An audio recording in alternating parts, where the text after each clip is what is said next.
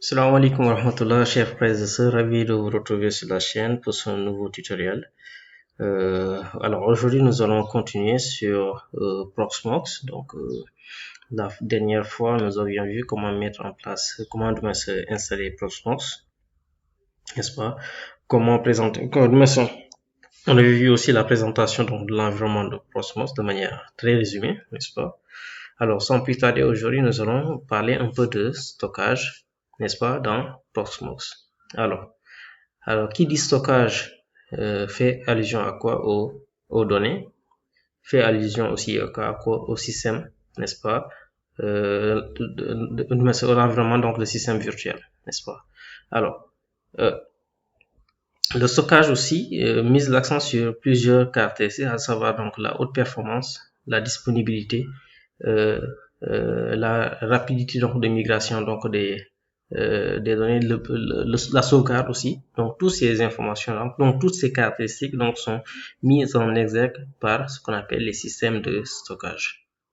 Alors maintenant, il y a plusieurs technologies de stockage dans l'environnement donc du système informatique, n'est-ce pas? Alors, je vais en citer seulement trois, à savoir le stockage de type DAS, la technologie de type NAS et la technologie de type SAN. Alors, c'est quoi exactement? Donc, le stockage DAS, n'est-ce pas? Donc, consiste à faire quoi? Par exemple, quand on a ici notre nœud qui est là, donc la machine qui s'appelle PVE. Alors, ici, vous voyez deux types de stockage, deux disques, n'est-ce pas? Bien deux volumes logiques, n'est-ce pas? Alors, que se passe ici? Donc, ces deux volumes logiques sont directement rattachés au disque, au nœud PVE. Alors, le problème en est que ce type de stockage qu'on appelle le DAS, n'est-ce pas, offre comme avantage, par exemple, la rapidité. Donc, par exemple, l'installation directement sur le disque rattaché est très rapide, n'est-ce pas? Donc, une performance accrue. Donc, ça offre une performance accrue. Mais l'inconvénient, c'est quoi? C'est majeur que l'on peut citer, c'est quoi? En cas de panne d'un disque, ici, alors les utilisateurs ne pourront plus accéder aux machines virtuelles sur ce nœud. Par exemple, si dans votre dataset, vous avez ce qu'on appelle un cluster de plusieurs nœuds, par exemple le nœud PVE 1, le nœud PVE 2 et le nœud PVE 3. Si le nœud PVE 2, 1 n'est plus accessible, que se passe-t-il? Tous les disques rattachés à ce nœud ne pourront plus donc être accessibles, c'est-à-dire les données qui s'y trouvent ne sont plus accessibles. Donc voilà donc les inconvénients majeurs que l'on peut noter. Alors, autre inconvénient aussi que l'on peut noter sur le système de stockage DAS, c'est quoi? C'est que les migrations se font avec une lenteur accrue. Pourquoi? Parce que c'est à même ces disques que sont stockés, ou sont stockés de ce qu'on appelle les données, n'est-ce pas? Et migrer une machine avec ces données, donc c'est beaucoup plus lent que migrer seulement une machine, n'est-ce pas? Alors, maintenant, pour pallier à cela, donc il y a ce qu'on appelle d'autres types de stockage qu'on appelle les stockages distants. Qui dit stockage distant dit quoi? L'utilisation du réseau. Donc, on va accéder à des supports de stockage qui ne sont pas directement sur la machine, mais qui sont dans le réseau. Donc, il y a ce qu'on appelle des architectures dédiées qui vont assurer ce stockage. Alors, dès lors, on va parler des technologies de type NAS, Network Attached Storage, et des technologies de stockage qu'on appelle le SAN, System Area Network. Bien autrement, Storage, Area Network, c'est-à-dire donc des systèmes bien donc de stockage réseau, n'est-ce pas? Alors, bien évidemment, ces deux environnements, à savoir le NAS et le SAN, offrent plus de performance, de meilleure, offre de la haute disponibilité, n'est-ce pas? Et de manière, bien évidemment, graduelle, tout dépend que l'on utilise du NAS ou bien donc du SAN, n'est-ce pas? Mais l'inconvénient, c'est quoi? C'est que c'est le coût, n'est-ce pas? Il faut un investissement, donc là aussi graduel pour pouvoir utiliser ce genre de technologie, n'est-ce pas? Alors nous, dans notre tutoriel d'aujourd'hui, nous allons plutôt parler donc du stockage NAS, donc qui n'est le plus accessible, contrairement au stockage SAN qui est donc lui accessible aux grandes entreprises, parce que là il faut de grands moyens financiers pour pouvoir mettre en œuvre ce genre de technologie. Donc nous allons nous focaliser simplement sur le stockage NAS. Alors quand on parle de stockage NAS, n'est-ce pas, donc c'est le Network Attached Storage, n'est-ce pas. Alors on a dans notre réseau un système ou bien un disque, n'est-ce pas, connecté directement au réseau qui va être utilisé comme moyen de stockage par nos machines virtuelles, n'est-ce pas. Donc ça, c'est ce qu'on appelle le stockage NAS.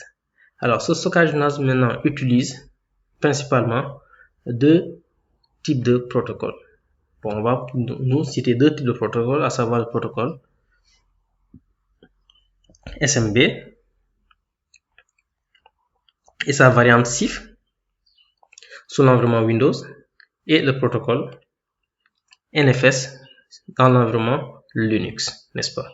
Donc pour ce TP, nous allons simplement parler du protocole SMB, comment mettre en place un stockage SMB donc dans un environnement Windows, c'est-à-dire que depuis une machine cliente Windows ou bien une machine qui sert donc d'administration sous Windows, on va créer un stockage SMB. Alors pour ce faire, pour rappeler, donc au début on avait simplement, bon, je vais revenir à ce niveau, donc vous voyez ici plutôt sur Data Center, dans Storage. Donc vous voyez ici il y a deux types de stockage, n'est-ce pas. Donc le local qui est donc un répertoire, donc, et le local LVM, donc qui est le stockage LVM. Alors je rappelle aussi que Proxmox se base sur le stockage ZFS et LVM, donc le Logical Volume Management, donc qui est un système de fichiers de stockage, un système de stockage de fichiers beaucoup plus flexible que les environnements donc de RAID. Donc au même titre que le ZFS, qui est le système de ZFS, donc qui offre donc des solutions de RAID avancées, n'est-ce pas. Alors beaucoup plus flexible aussi, bien évidemment. Alors donc le LVM et le ZFS donc offre des solutions de stockage DAS, n'est-ce pas. Donc on a dit pourquoi donc ne pas utiliser donc le DAS. Pourquoi? Parce qu'à cause donc des problèmes de performance, n'est-ce pas, et le problème de migration plus tard qui sont à utiliser donc dans l'environnement donc de virtualisation. Donc vous aurez beaucoup à faire des migrations, et si vous avez donc du stockage directement connecté au nœud, donc là ça pose un problème, et aussi en termes donc de haute disponibilité et de tolérance de panne, n'est-ce pas. Alors donc nos deux disques sont autant pour moi le disque actuellement, parce qu'il y a un seul disque qu'on avait utilisé. Donc là je viens dans Summary.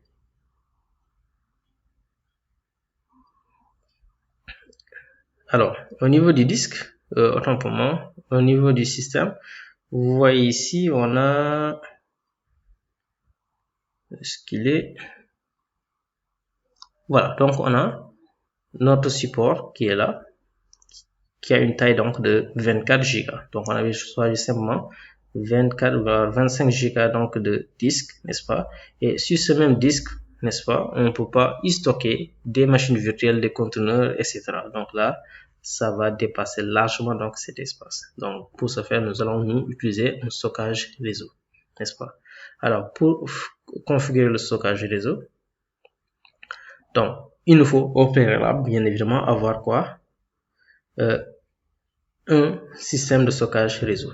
Alors on peut avoir ce qu'on appelle des solutions de stockage réseau propriétaires, tels que les systèmes de NAS Synology, n'est-ce pas. On peut aussi utiliser des systèmes de stockage réseau tels que open source, à l'image de FreeNAS, n'est-ce pas. Donc FreeNAS offre donc ces solutions, n'est-ce pas. Alors il y en a beaucoup, hein. Donc là j'ai cité simplement deux exemples, mais non, il y en a beaucoup. Alors pour mon cas, j'ai utilisé donc une solution propriétaire, donc de l'entreprise Western Digital, n'est-ce pas, qui s'appelle donc le MyCloud, n'est-ce pas. Voilà, donc c'est un stockage de cloud, n'est-ce pas, donc le Home Cloud, Donc, qui offre des performances donc acceptables, n'est-ce pas, avec une carte réseau donc de 1 giga, donc qui fonctionne sur un système RAID 1, n'est-ce pas, de 4 Tera. En RAID 1, voilà, vous voyez simplement donc voilà, donc 2 Tera ici, voilà. Ok, donc il y en a plusieurs solutions, hein. Donc là je vous ai montré seulement un exemple, n'est-ce pas. Donc là j'ai configuré donc mon comment dirais-je, mon MyCloud, n'est-ce pas, là il est accessible donc avec l'utilisateur Khalifa, n'est-ce pas. Ok, alors donc c'est ça qu'on a. Donc par exemple quand on vient dans le disque au niveau de la machine, voilà, donc ici vous voyez mon stockage NAS qui est là, n'est-ce pas. Alors là je suis à 2 Tera, n'est-ce pas, donc qui fonctionne en mode RAID 1, donc accessible donc depuis la machine Windows. Alors bon, ça c'est pas l'objectif du cours, mais si toutefois vous voulez ajouter donc le stockage NAS à partir de Windows, il suffit simplement donc de venir dans connecter un lecteur réseau, n'est-ce pas, là, et de préciser l'emplacement de votre de votre solution de stockage. Alors il suffit simplement de récupérer l'adresse IP de votre serveur NAS, n'est-ce pas. En l'occurrence ici c'est de 192.168.1.128. alors je vous le montre ici. Donc dans la topologie, voilà, logique que vous voyez ici, donc là j'ai mon serveur NAS qui est là avec l'adresse IP 192.168.1.105, n'est-ce pas, c'est le 105 ici. Alors mon serveur NAS lui a l'adresse IP 192.168.1.159, n'est-ce pas. Alors tous connectés à mon box Firebox, n'est-ce pas. Et dans le réseau local, donc vous avez donc les différentes périphériques, les smartphones, les téléviseurs, n'est-ce pas, et la machine post-admin, donc la machine actuellement que j'utilise là pour faire l'administration donc de Proxmox, n'est-ce pas. Alors donc l'idée c'est quoi, c'est de configurer dans Proxmox, n'est-ce pas, à partir de cette machine, configurer dans Proxmox, n'est-ce pas, le serveur NAS qui est là pour pouvoir accéder donc au stockage disponible ici, n'est-ce pas. Alors pour ce faire, bon, plus tard, l'idée c'est quoi? Plus tard que l'ensemble des services qui seront déployés dans Proxmox, n'est-ce pas, que ce soit des machines virtuelles et autres, n'est-ce pas, des applications et autres, puissent être accessibles par les différentes nœuds qui se trouvent dans mon réseau local et plus tard sur Internet, n'est-ce pas. Alors, on n'en est pas là pour l'instant, donc on revient dans Proxmox. Voilà. Alors, pour ce faire, donc on a identifié donc l'adresse IP de notre serveur NAS, donc d'après donc la topologie qui est là. Donc voilà l'adresse IP de notre serveur NAS, c'est le 192.168.1.159. Donc il suffit simplement, selon l'environnement où on se trouve, configurer le NAS. Alors, donc à ce niveau, donc qu'est-ce que je vais faire dans Proxmox? Donc je viens donc dans le nœud Data Center qui est là. Donc au niveau Data Center, et là je vais simplement ajouter un stockage. Donc là, soit c'est du SMB CIF ou bien du NFS. Alors, donc les deux stockages SMB et NFS donc, nous permettront donc de configurer un système NAS, n'est-ce pas. Alors SMB CIF, bon, SMB CIF vous êtes dans un environnement Windows, donc c'est le serveur message block. Donc un serveur SMB, donc SMB veut dire serveur message block, n'est-ce pas. Donc c'est le protocole qui nous permet d'accéder aux fichiers partagés dans le réseau, n'est-ce pas. Alors il y a ce qu'on appelle la version fork, disons le CIF qui est donc le Common Internet File System, qui est le système de fichiers commun sur Internet, n'est-ce pas. Alors c'est disons ce qu'on appelle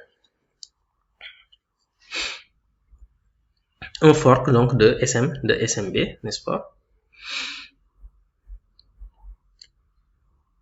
Tandis que le NFS c'est voilà l'équivalent de SMB sous l'environnement Linux. Alors sous Windows on parle de SMB, sous Linux on parle de NFS. Network File System. Donc là, c'est un protocole beaucoup plus léger que le SMB. Pourquoi? Parce que l'environnement Windows, c'est un environnement à noyau fermé, donc il y a plusieurs appels système et autres, donc qui font que ce protocole est très chargé, n'est-ce pas? Alors, utiliser donc NFS est beaucoup plus rapide que utiliser du SMB. Alors, justement, puisque nous, on est dans un environnement de Windows, n'est-ce pas? Donc là, je vais utiliser donc le protocole SMB. Donc, dans un autre TP, je vais vous montrer qu'aussi, dans un environnement Linux, avec un client Linux, comment configurer le NFS. Donc, je vais choisir donc SMB. OK. Et là, il nous demande donc les informations propres à SMB, c'est-à-dire à notre serveur NAS.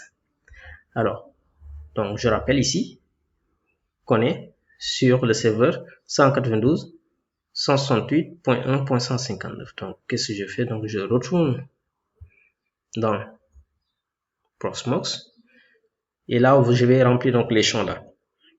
Et plus particulièrement, les champs marqués en rouge sont des champs obligatoires. Alors là, c'est l'ID, le nom que vous allez associer donc à votre stockage. Et là, il faut spécifier quoi? L'adresse IP du serveur, NAS, n'est-ce pas? Ou bien, vous mettez seulement le nom de domaine pleinement qualifié, le FQDN. Alors, là, vous allez maintenant définir donc le partage. Alors, bien évidemment, ici, il n'y a rien qui ne s'affiche. Rien ne s'affiche. Pourquoi? Parce que on n'a pas encore donc les paramètres qu'il faut. Parce que là, il a besoin de savoir donc l'ID et le serveur correspondant pour pouvoir trouver donc ces informations. Alors, quel est le fichier partagé, bien le répertoire partagé donc dans votre serveur NAS qui va être accédé? Alors d'abord ici on va renseigner l'ID. Bon, on va l'appeler NAS. Je vais seulement utiliser le terme NAS. Alors le serveur, donc on va donner seulement l'adresse IP du serveur 192.168.1.159, autant pour moi, 159. Voilà. Et bon, là, il va vous demander aussi l'utilisateur autorisé à accéder à ce dossier. Donc, c'est l'utilisateur Khalifa. Par exemple, quand je viens ici, donc là, c'est l'utilisateur Khalifa qui est autorisé à accéder à ce dossier. Alors, donc, je retourne dans mon NAS, autant pour moi dans le serveur Proxmox, et je mets donc l'utilisateur Khalifa. Et là, je vais mettre le mot de passe de cet utilisateur.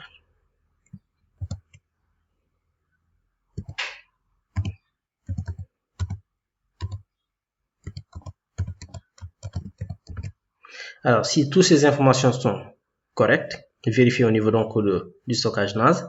Donc, normalement, on doit voir ici. Voilà, donc les dossiers qui sont partagés. Donc là, je vois qu'il y a l'utilisateur Khalifa qui est là, n'est-ce pas? Il y a le dossier public qui est là aussi. Alors, le dossier Time Machine Backup pour le stockage de mes répertoires ou bien donc de mes photos sur les smartphones, ordinateurs et autres, n'est-ce pas? Alors nous, c'est l'utilisateur, le dossier de l'utilisateur Khalifa qui nous intéresse qui est là. Donc, on sélectionne ce dossier. Voilà. Et nous allons l'ajouter. Maintenant, à ce niveau, à droite, vous voyez quoi? Contain, donc l'élément contain. L'élément contain nous permet simplement de spécifier quels sont les types de contenus que l'on peut mettre dans ce stockage à créer. Alors, par défaut, il nous met image disque. Alors, on peut aussi ajouter quoi? Les images ISO, donc les templates de conteneurs, donc les fichiers de backup, n'est-ce pas?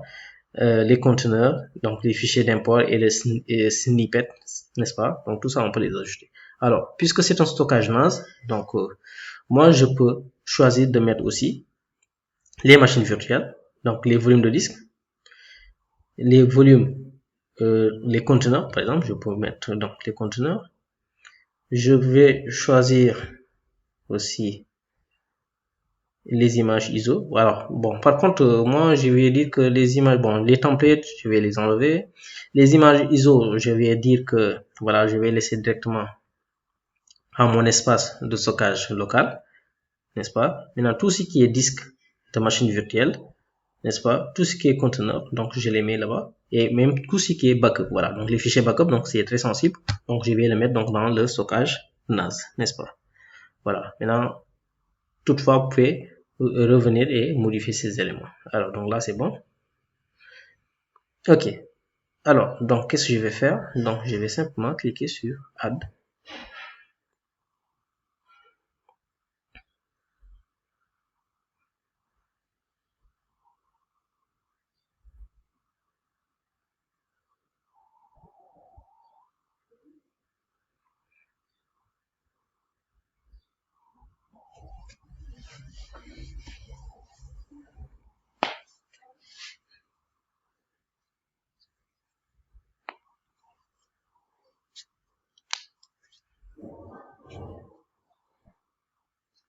Alors, donc, là, il me dit connexion error. Donc, je vérifie de nouveau. Est-ce que c'est pas un problème de mot de passe? Je pense bien. Donc, je reprends.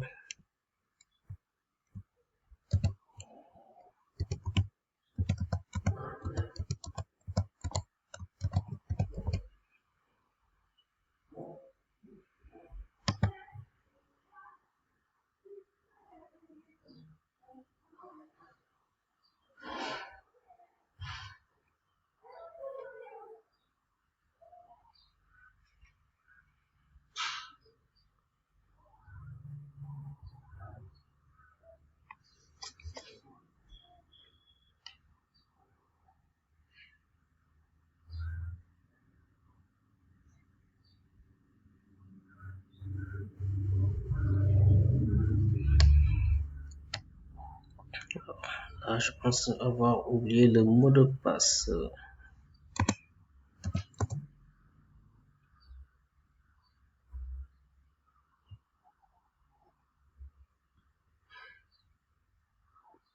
Ok.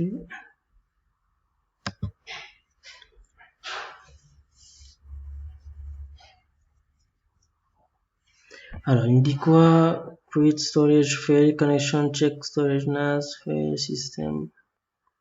Ah, logon fail. Ok, d'accord. Donc, c'est le mot de passe. Alors, je vérifie encore.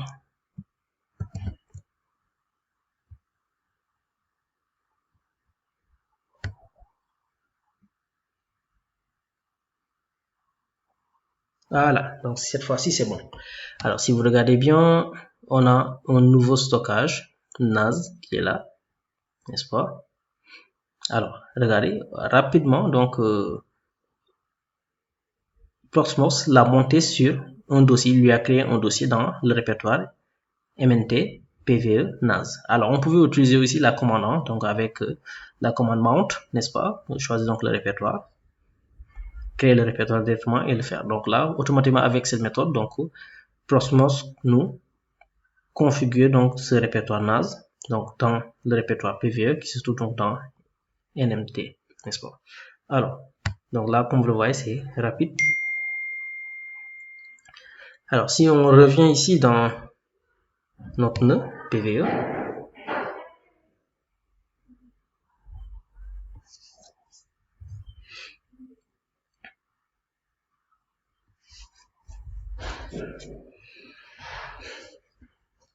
alors si vous regardez donc dans le nœud PVE, excusez-moi, plutôt dans le NAS qui est là,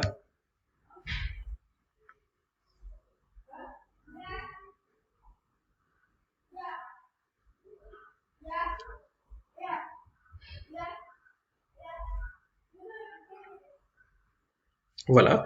Donc vous voyez ici, on a un stockage, n'est-ce pas, qui est utilisé à 38%.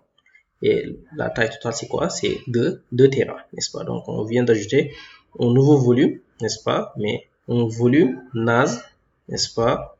À travers le réseau, n'est-ce pas? Qui peut être donc utilisé pour y stocker quoi? Donc des fichiers de backup, des machines virtuelles, donc des volumes de disques, n'est-ce pas?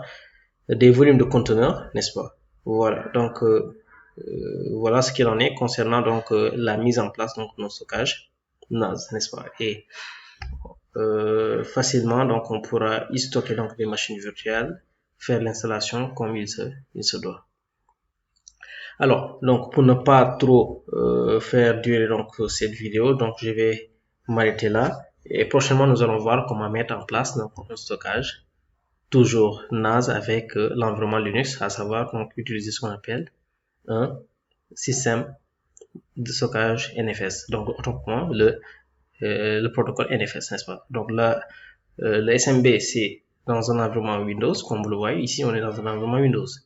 Maintenant, pour un environnement Linux, on va utiliser ce qu'on appelle le NFS pour mettre en place ce genre de stockage. Alors, je vous remercie pour avoir suivi donc ce tutoriel. Donc, n'oubliez pas d'aimer et de partager massivement. Donc, à la prochaine, Inch'Allah. Merci beaucoup. Salam alaikum.